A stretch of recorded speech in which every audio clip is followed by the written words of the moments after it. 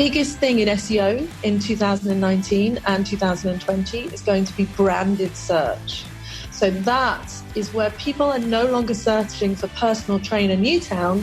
They're searching for the name of your business or your actual name, because you've built up a bit of a personal brand, you've got out there, you've made videos.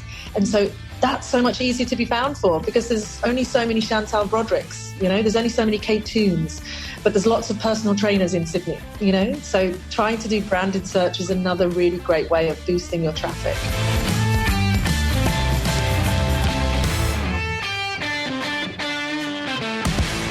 Welcome to episode 243 of the industry's leading business podcast for fitness owners and managers.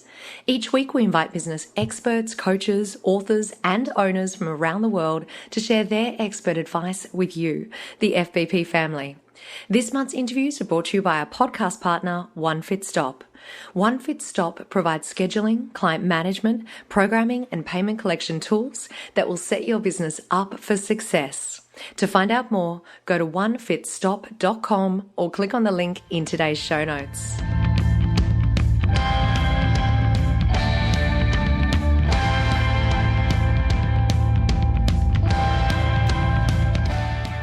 Hold on to your hats, my friends, because I have a huge episode coming your way today. A big warm welcome to you all. I'm your host, Chantal Broderick, and thank you so much for joining me. My special guest this week is Kate Toon. Kate is an award-winning SEO copywriter and SEO consultant with over 2 decades of experience in all things advertising, digital, and writing. Kate is the founder of the Clever Copywriting School and the Recipe for SEO Success eCourse. She's the co-host on the Hot Copy podcast, and she's the host of the Recipe for SEO Success podcast. She recently published her book, The Confessions of a Misfit Entrepreneur, and she's the founder of the Copywriting Conference. Now, as I mentioned right up front, this is a big episode. So let's take a quick look at what you will learn. First of all, Kate starts off by explaining the term search engine optimization. We chat about why it's so important to be at the top of the Google search. We talk about challenges that fitness businesses face when it comes to SEO, exactly how Google My Business can help our SEO, and the role that video plays in search engine optimization. And last but not least, Kate leaves us with some FitBizration with 3 content marketing tips. Now, we are about to get started for this week's show, but of course, I want to say a big thank you to this month's premier podcast partner. One Fit Stop's scheduling, client management, programming, and payment collection tools will set your business up for success. To find out more, go to onefitstop.com.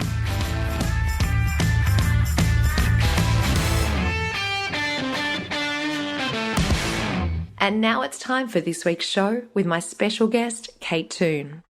Kate, welcome. Thank you for joining us on the show today. I'm excited to share all my googly goodness with your listeners today. So let's start from the very beginning. Can you help us understand the term SEO? Yeah, so SEO stands for search engine optimization, which still is pretty meaningless to most people. But what it is the art of making Google fall in love with your website, so that when people type things into Google to find services and products that you sell, you are right at the top of the rankings, right at the top of the search results pages. You get the traffic and you get to convert them into customers. So it's done in a series of ways. We're going to talk about some of them today, some tips and tactics. But essentially, yeah, it's making Google fall in love with you. That's that simple. And right at the top of that search engine is exactly where we all want to be, at the top of that page. So give us some insights into why that is so important for our business. Well, there's lots of statistics that I can throw out there, but the one that I think is quite powerful is they do say that 80% of all transactions, business and personal transactions, start with a Google search. So, it's not like Instagram or Facebook where we're maybe on there for other reasons. If I want to find a personal trainer, I don't go onto Instagram and wait until a personal trainer's picture pops up. If I want to find a personal trainer, I go straight to Google, I type in a keyword that is relevant and my location, and I see who comes up. people on Google are ready to buy. They are ready to convert. So, if you are not on there, if you are not at the top of the rankings, you're missing out on a huge amount of potential traffic.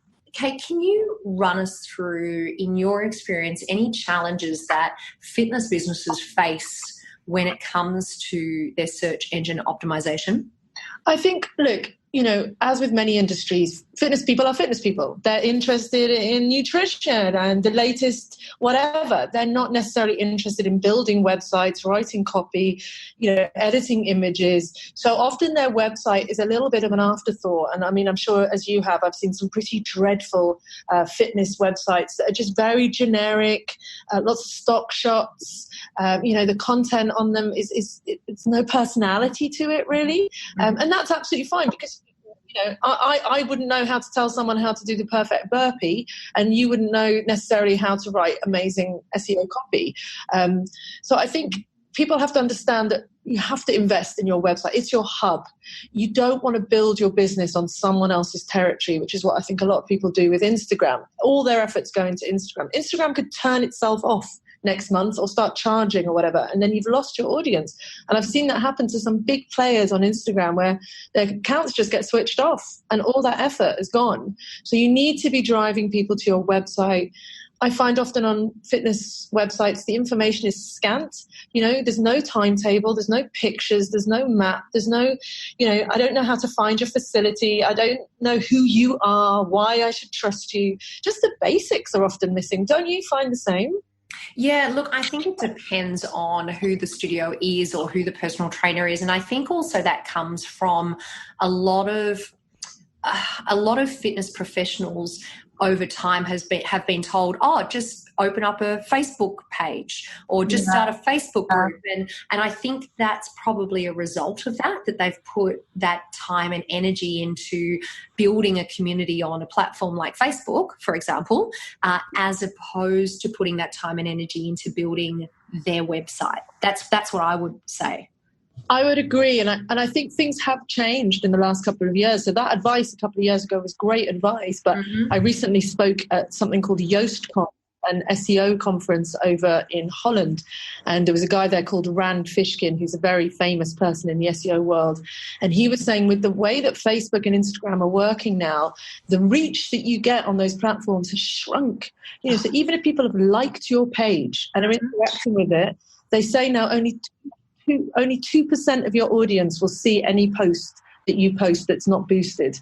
And he was basically saying, look, I'd rather have one person on my email list than 1,000 Facebook likes. I'd rather have one person visit my website than 1,000 likes on Instagram, So it's all changing, that we have to try and get people to our territories. We can't rely on social media as much as we used to because we're just not getting the reach unless you pay and pay and pay. Yeah.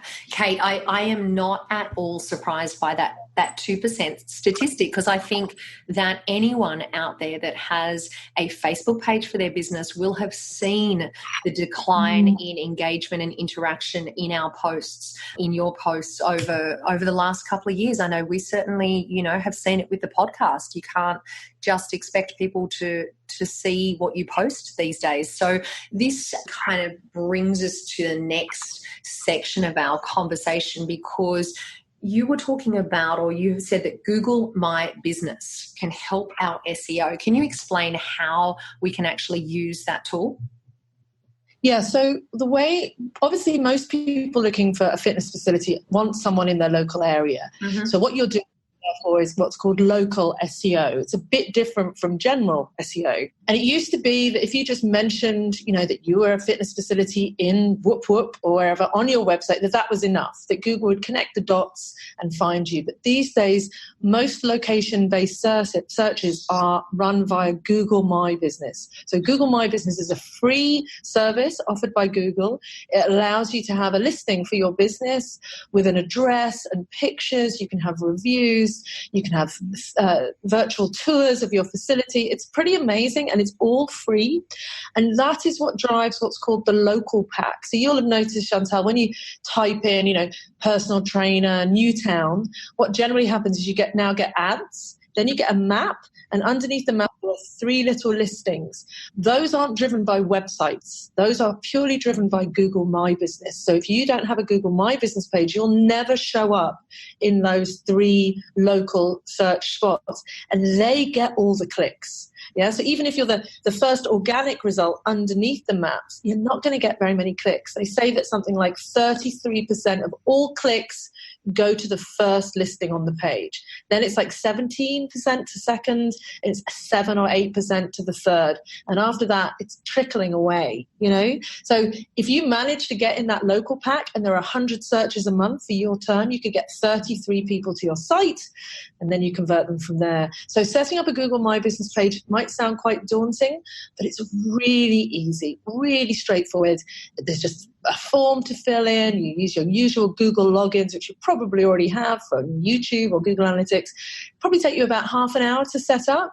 And then the next most important thing, and I know I'm talking a while, but this is important, people, is that you go out there and you encourage people to leave reviews on your Google My Business page. Much better than reviews on Facebook or True Local or wherever else you've been getting them. If you have them on Google My Business, someone's going to see on your listing that you have 500 5-star reviews, and the person underneath you has 1 5-star review. Well, who are they going to click on? They're going to click on you. So very, very powerful. Okay, Kate, so you just mentioned that it's those 3 dots, those 3 listings that sit under the map that get the most hits, the most attention. So the question on everyone's mind is, how do we get into those spots? Well, it is tricky. So what Google does is it drops a pin in the map where it thinks that location is. So there is a pin in Google that thinks it's the center of Sydney. And then it draws circles around that pin to decide who is the closest to that location. So someone searching for personal trainer Newtown, there is a spot in Newtown that Google thinks is the quintessential middle of Newtown. The closer you are to that spot, the more likely you are to be in that local pack. Because obviously most people doing location searches are often doing it from their phone as well. So it's using geo-targeting. So the first thing is you can't pretend you're in Newtown if you're really in Petersham. Yeah, so it's not going to work. So the first thing is to have a location that's central to where you're trying to rank for. That's the first thing. After that, it's having a really comprehensively filled out Google My Business page, and ensuring that you've added your opening hours and photos and all that kind of good stuff. That's going to help with location searches. But the other side of SEO is obviously not everyone starts looking for a personal trainer in Newtown. Some people start looking for, how can I get rid of my post-mummy baby belly? And they maybe start with articles and ideas, and then over time get to trust and know you as an expert, and then want to use your services. So the other side of SEO is, writing really great educational content that shows you're an expert, that shows you understand fitness and well-being, and then you can get people in that way. So just to save those people who don't have a super central location, there is other options out there. Okay, so that kind of goes back to what we're talking about at the very beginning, which is making sure that we've got a website which is truly comprehensive and has as much information as possible, and obviously building out those articles and blog posts that are relevant to our target market. Is that correct? Yeah. So yes, exactly. So we've got to think about what's called searcher intent. So if some people have the intent that they want to hire a personal trainer tomorrow, that they've got conversion intent. Other people have informational intent. They're just at the stage where they're, maybe they're dipping a toe into thinking about fitness and wellness. They're not ready to buy yet. Those people are likely to visit your website, maybe sign up to your email address, maybe follow your Instagram channel. And it can take years. I have people who do my SEO course who've been following me for 4 years before they finally decide to make a purchase decision because they now have money or it's the right time. So don't underestimate the power of just building up that audience of people who, may become customers, but also may recommend you to other people. Like, oh, I saw this great video this personal trainer did. They look really great and they're in your area. Because the biggest thing in SEO in 2019 and 2020 is going to be branded search. So that is where people are no longer searching for personal trainer Newtown. They're searching for the name of your business or your actual name. because you've built up a bit of a personal brand, you've got out there, you've made videos, and so that's so much easier to be found for, because there's only so many Chantal Brodricks, there's only so many Toons, but there's lots of personal trainers in Sydney, so trying to do branded search is another really great way of boosting your traffic. That is a really fantastic tip. Now, we have talked about the importance of building out our website. And so what I would love to know, Kate, is can you take us through your top website essential tips for fitness businesses and fitness professionals? Yes, I think it starts with the architecture of your site, like what's on the homepage. The first thing you want to know is your phone number, big and central, and it needs to be click to call on a mobile. So if I'm looking at your site on a mobile, I can click that number and it will immediately ring you. Yeah, so that's the first thing. In your navigation, so the words running across the top that link through to the subpages, be really clear about what types of training and services that you offer. So a good navigation for a personal trainer or a fitness center is home, about, services, testimonials, FAQ, blog, contact. That's perfect. That's a perfect navigation for a website. The next thing I noticed that a lot of fitness sites have is a big image of someone training. And the problem with that is that every other website has the same thing. So try and have an image that's very uniquely yours. Pay for a photographer to take some pictures of you and your setup rather than buying stock shots. And on that image, really try and get across what's called your USP, your unique selling proposition, which is who you are, what you do, who you do it for, and why you do it better than anybody else. So you need to get that point of difference. So I'm a personal trainer that specializes in working with, sports professionals, and I do this amazingly because, yeah? So you've got about 20 seconds to get someone to stay on your page and understand who you are. So, don't waste time with videos and overlapping images and sliders and whatever. One picture with one simple message, and then a call to action. Those are the top priorities for a homepage. Absolutely. That is such great advice. And Kate, I've got to say, I love that you said that we need to get a photo of ourselves or our own team into those shots, because the amount of fitness websites that I see with shots that are clearly stock images, and in this time period where it's all about being raw and being authentic and being ourselves, I think I really feel as though those stock images just are a big turnoff. They really are. Yeah. And you can swap out the logo at the top of some fitness sites, and it could be anybody's site. Yeah. It's like in my world, in copywriting world, every copywriter has a picture of some hands on top of a keyboard that they bought off some stock shop site, and it's like so vanilla. We don't want to be vanilla. With marketing, it's as much about repelling as attracting. So I think sometimes people go with vanilla images, generic stock shots, because they're like, we want to be all things to all people. You can't, because you'll end up being nothing to nobody. You need to be who you are. And some people are going to like that, and some people aren't. And you need to pick your audience and say, look, I generally work more with mums or with business people or with sports professionals. And yes, then you're not going to appeal to everybody, but you're going to really appeal to the people who are your audience. And that's more important. We don't just want any traffic to our site. We want people who are going to convert, people who want to work with us. So I think it's so important to work on that USP and not be vanilla. And that comes across in your copy, in your images, and everything you do, in all your branding. Kate, I want to throw you a bonus question here that's come up in my mind as we've been talking, because you mentioned that don't necessarily worry about popping video on that homepage, because the objective is to get the message clear and get it across quickly. But we hear so often these days that video is such a powerful medium, and we should have our YouTube channel, and we should be creating Facebook Lives and all that type of thing. What role does video play when it comes to search engine optimization? Is it beneficial for fitness professionals and fitness businesses to have a YouTube channel? Does that aid in their website optimization? Like, where does that fit into the picture? That's such a great question. And I just want to clarify that I do think you should have a video on your homepage. I just don't think it should be right at the top. Okay. I don't think it should I don't think it should autoplay either, because remember, lots of people are looking at your site at work when they should be working. So I think have your lovely image of you and your team and your USP. Then directly under that, you can have a video of you talking, going, "Hey, I'd love to welcome you to my studio," and then a tour. That's fantastic. Definitely do that. I think in terms of SEO, YouTube is the second biggest search engine in the world. So lots of people will go straight to YouTube to look for things, won't even use the generic Google search engine. So hugely powerful. Definitely have a YouTube channel. Take your videos from your YouTube channel, embed them onto your site. So don't ever have the video on your site. Always use the embed code from YouTube. And when you're loading videos into YouTube, think about the keywords, the tags that you put in. What would someone type into YouTube to find your video? Obviously, YouTube lends itself really well to things like how to X, how to do this, how to do that, training videos, super powerful.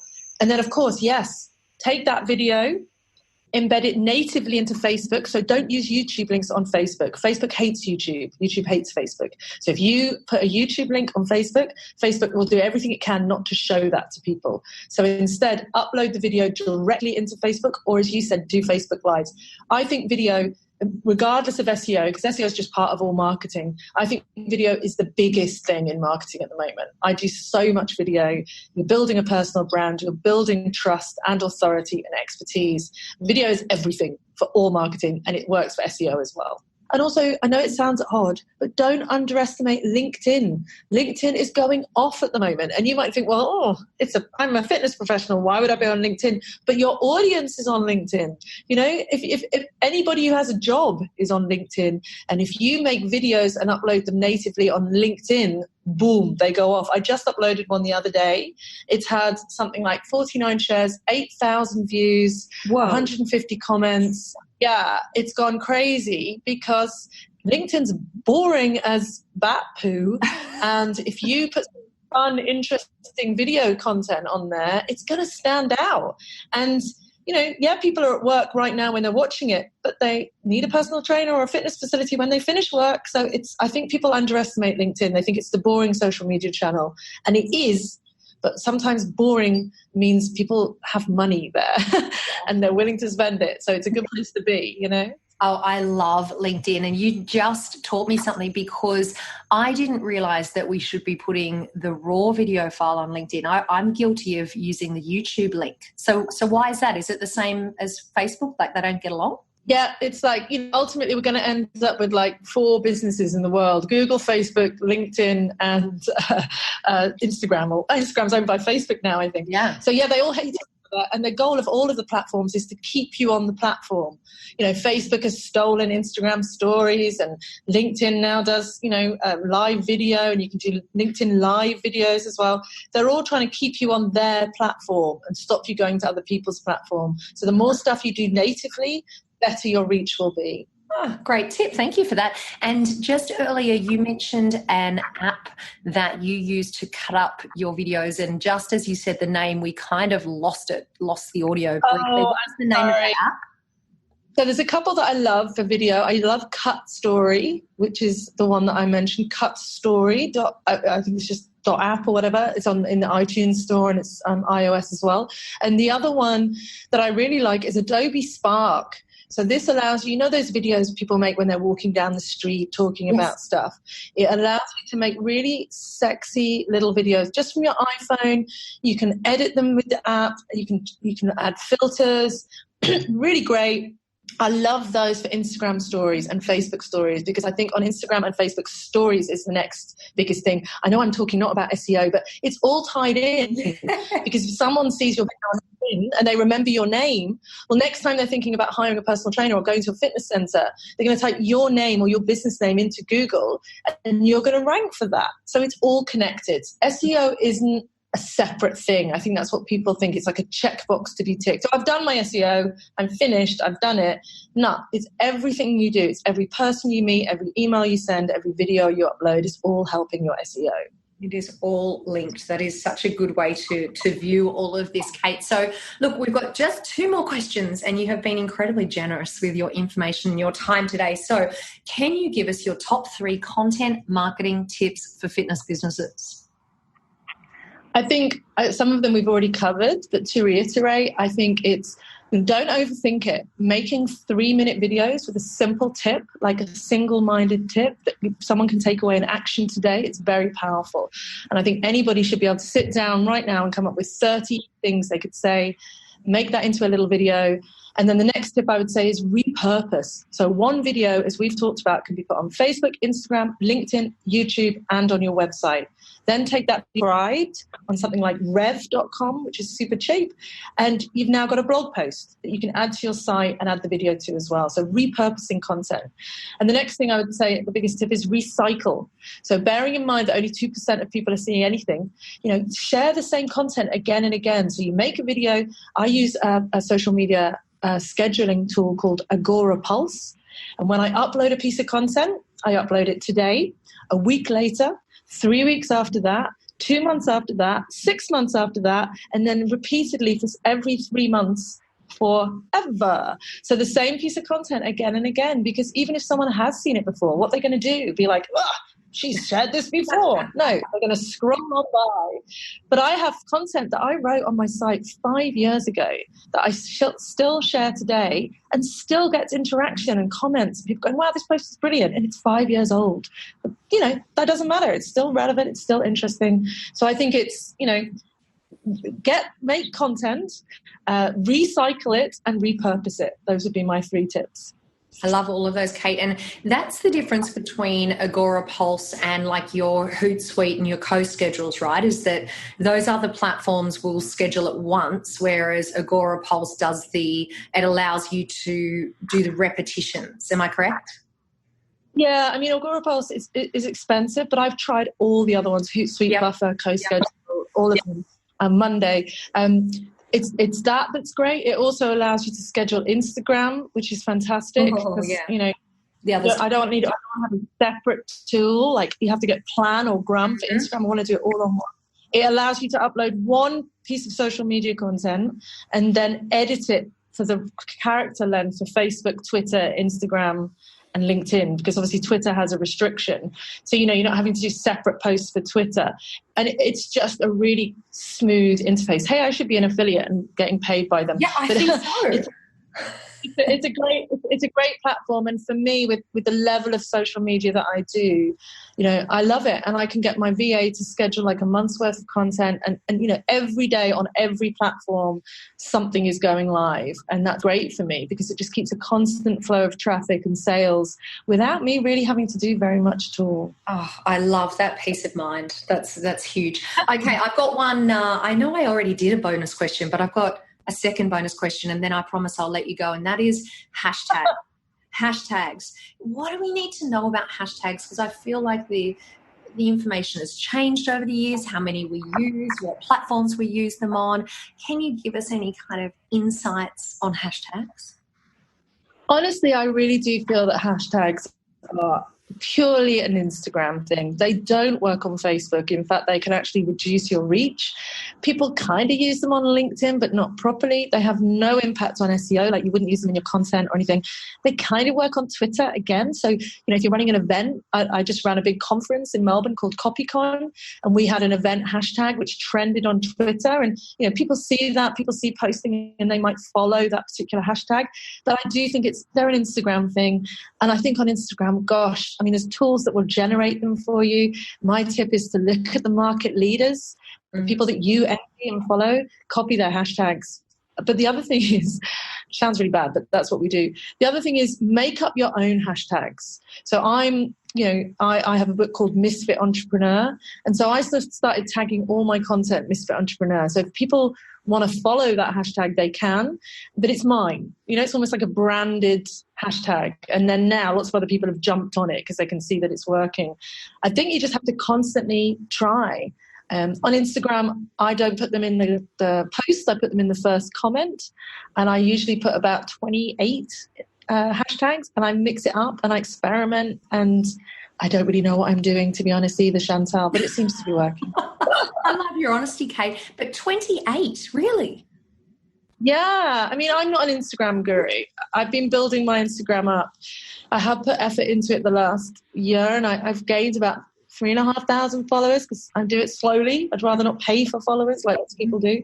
But yeah, it's stupid. It's like entrepreneur, hashtag entrepreneurs, hashtag entrepreneur life, hashtag, oh God, it's nonsense. So what I do is I have lists of hashtags set up in Slack or Trello, and I just make my posts on Instagram, go to my Slack app, cut and paste and pop them in because I don't want to be typing them in again and again. And I just cut and paste them in, and I just work it. And sometimes it works and sometimes it flops. The biggest thing I've found with social media, and I know we've gone off SEO here, but it's the biggest thing that I find is like velocity. So this is sounds really geeky, but the sooner someone grabs onto your content and starts sharing it, the better. So sometimes a great thing to do is prepare people for stuff.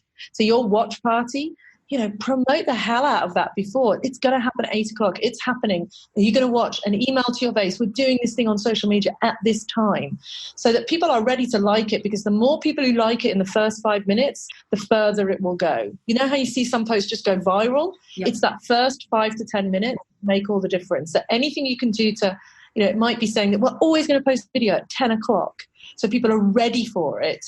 That really seems to help with social media and help things just go boom, You know what? I reckon that's when your ambassadors and your raving fans really come into play. Because for the podcast, about 12 months ago, we assigned or we invited about 8 key people from around the world in the industry to be our ambassadors. And so that we would utilize them in exactly that way. It's like, okay, we've got something special going out, or we're going to do a watch party or whatever it might be, and really kind of brief them so that when it happens, then they share it with their communities, as you say, like in that moment when it really counts. Absolutely. And I think, this collaborative approach that you can have even with competitors, because the great thing about fitness centers is that, and sports people and personal trainers, is you aren't really competing with another personal trainer that's in Queensland if you're in Sydney. You're not competing. So you can help each other out. You can like each other's content. You can share it. And having a little gang of either ambassadors or just buddies and saying, hey, look, why don't we all share each other's stuff, will really, really help out. And you're not going to lose business from it. You're going to get business from it. I'm all about community over competition. It works so well. That is such great advice. Kate, this has been a pleasure. I could talk to you for hours about this stuff. We are so grateful for you coming on the show and sharing your time and your experience with us today. And I will be including all of your links in the show notes for today so people can reach out. They can start following you. They can start to immerse themselves in the amazing content that you produce. So thank you so much for joining us on the show today. Oh, it's been great. Thank you, Chantal. Thank you once again to Kate for such a comprehensive interview all about search engine optimization. Now here's a message from our friends at MX Metrics. Member experience is more than just NPS. With MXM's Member Experience Toolkit, you build a unified view of the member experience, from purchase to onboarding to everyday usage and cancellation.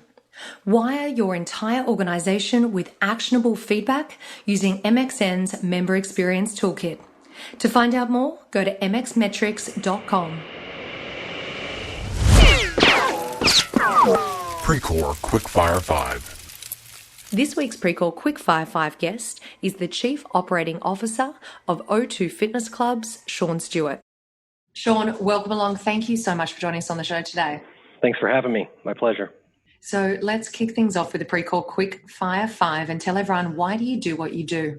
Well, I've been very fortunate to have some of the best mentors, both personally and professionally, you could possibly ask for. I'm a big believer in helping make others successful as they have done with me.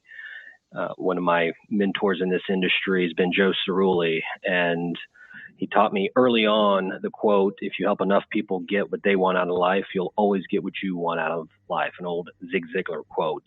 And so my passion is to hopefully give back just a fraction of the knowledge that people have given me over the years. That's a great one. And what's one ritual that helps you become better at what you do? I don't know if it's a ritual, but I would recommend just always studying successful leaders. Read or watch anything you can on successful people, biographies, shows, podcasts, etc.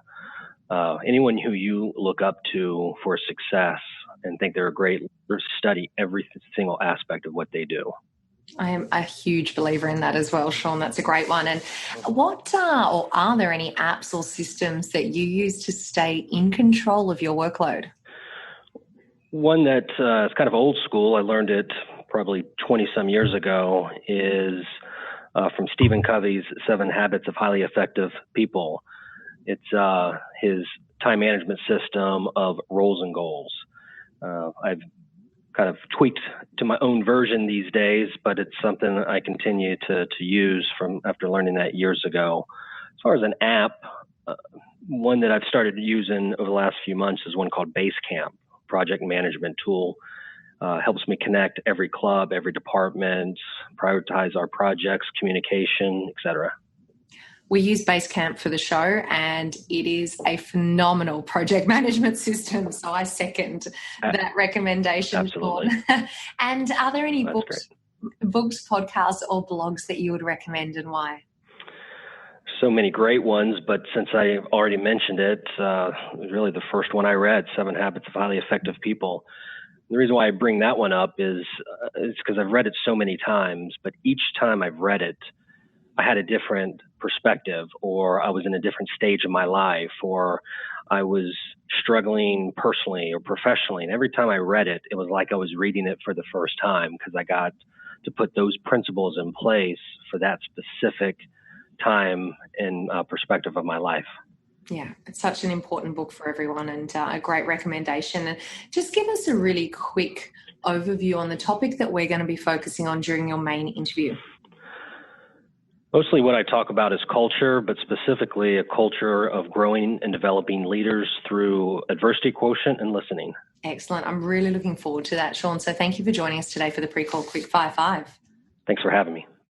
Thank you all so much for joining me for this week's show. Don't forget that all the resources and the links for today's episode can all be found over at fitnessbusinesspodcast.com. Thank you to our foundation partner, Active Management.